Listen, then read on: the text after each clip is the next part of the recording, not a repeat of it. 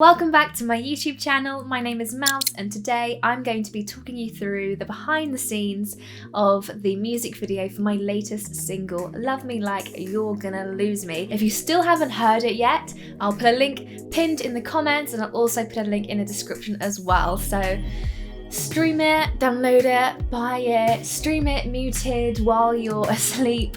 I don't care, stream it, thank you so much. When you're making a music video, probably ask yourself what visuals actually should accompany this song and who do I know, where can I go? You might ask yourself all of these things, however, the only thing that I was able to ask myself this time around, what is safe to do? Just what is possible? What do I have to use at my disposal in a lockdown? So an outfit that I ordered on eBay has just arrived. Again, trying to get everything kind of secondhand and avoiding fast fashion at all costs. It's Fame & Partners, and I think, from what I understand, that would have been quite expensive, but I got it for £15. Can we just... Oh my god. I think it'll be just so dramatic.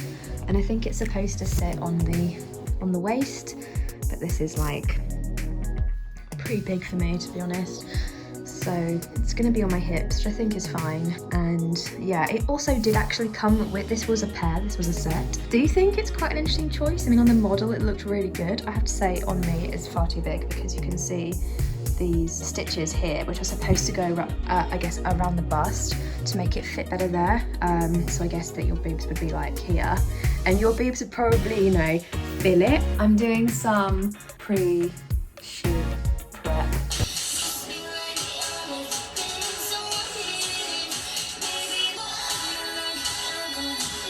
Good morning, this is like extreme morning phase. I don't usually look like this when I wake up, I don't really know what's going on. So last night, London and some other areas in England went into tier 4. And to be honest with you, I think if I didn't have this music video to film today, I think I would find this emotionally quite a hard day, because I've also woken up to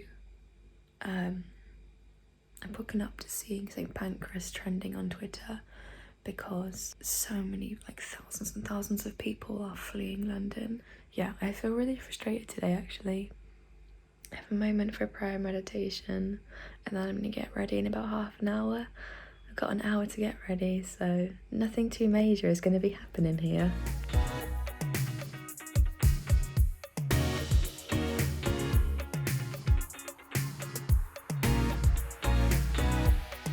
I finished my hair and makeup. Relatively natural hair, basically I just brushed it. The point of having my hair down is that it kind of blows in the wind a little bit, which would be really nice, create some movement like that, so I don't really mind that my hair is just going to be down. Makeup is finished. Went a little bit over on the blush, but to be honest, I think that'll be okay. You know, I'm outside, it's going to be cold, so just, you know, heightens that, if anything. But yeah, I wanted to show you what I'm wearing underneath my dress. Crossback crop top vest thingy. And I'm wearing these like fur-lined, not real fur obviously, fake fur-lined leggings from Primark. So because I had to approach this with, okay, what is at my disposal to use already? Of course, this video is shot outside. Thankfully, it wasn't raining, but the weather was really changeable, so it was a bit touch and go, but I thought, rain, that's okay. It will look dramatic, emotional, cinematic, elegant, all of these adjectives that I wanted to accompany the music video for this song anyway, because I think that song is all of those things and more. So I visited Eastwood Farm, where we filmed the video during lockdown 1, and I thought it was so beautiful because it just felt like I was somewhere completely different in the middle of the countryside. First shots that we filmed were the shots in the middle 8 where the sun is behind me. Between you and I, that looked better in my head. Because the weather had been so changeable in the lead up to it, it was so muddy, to the point where, of course, this skirt, which was too long for me anyway, let's be honest, it got kind of ruined. This is the path that we're currently walking on. It has been so much muddier than this elsewhere. You can see a little bit over there. And Oscar has an actual worm on his shoe. So it started out raining today, and it rained when we got here, but it wasn't too bad. It was kind of spitting, it wasn't really proper rain, but it's really nice now. So just making sure that we get more footage than I think I'll need, because that's always the best way. the more the better. G-L-A-N-O-U-S,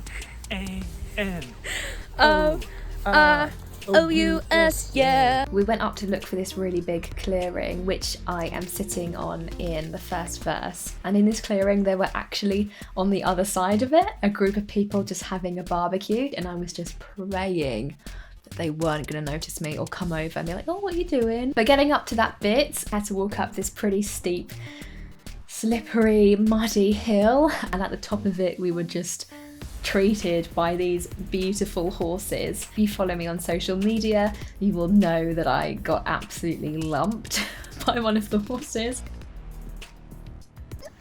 Did he get you? What happened? Oh.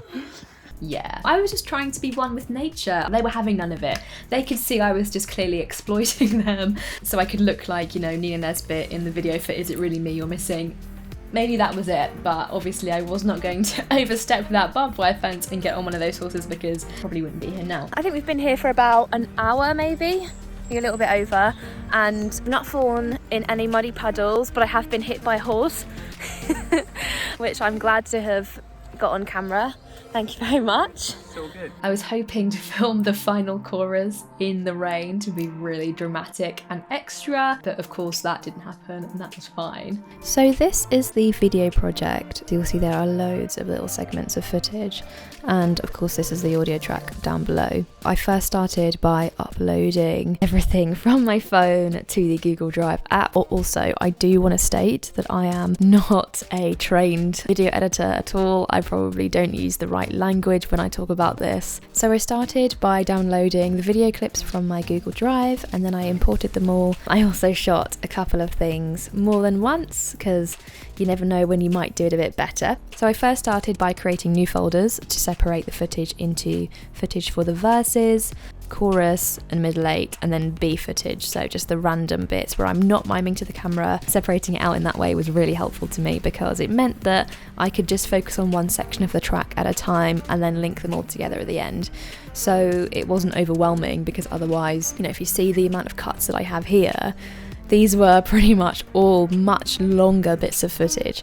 Only one take, actually, I think, out of all of these was one constant bit of footage going through the whole track. I did that once at the end where I filmed the whole thing, and thank goodness we did that because I tended to rely on that footage quite a lot when I had gaps elsewhere. So once I had a section of the song that I was really happy with the cuts in the footage and the order the footage came in, I then put the track in and then I synced it up to the track just using my eyes and ears.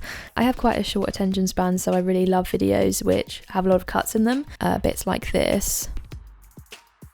So I cut quite quickly between different shots and different levels of zoom as well, because the actual number of different bits of footage here is really low, so it helped me create movement by zooming in on the beat. And when I was choosing where to make these cuts, all I was doing was looking at the waveform down here in the song and matching with my ears and my eyes again that this transient in the track is a kick in the chorus, so I did the first cut there, and I tried to match each transient with a different cut or vice versa. Cutting the footage in a way which follows the beat really aligns the track and the footage as well.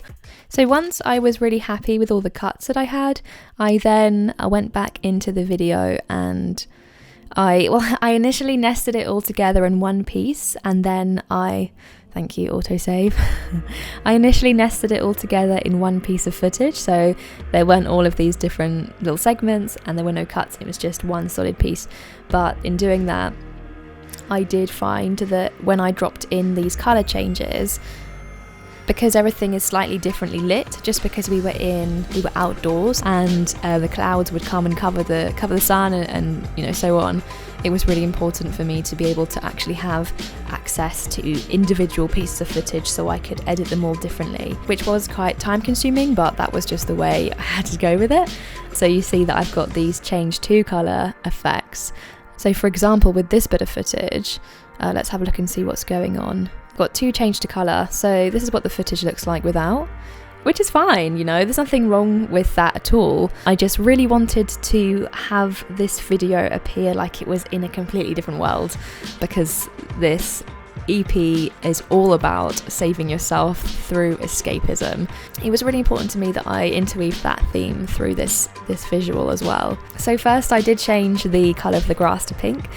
And also I was kind of laughing to myself as I did this, because I was thinking the colour scheme for the whole campaign is neon green and pink. Of course, I'm wearing a pink dress. Why am I, if I've already got pink in there somewhere, why am I changing the colour of the grass when it's already green?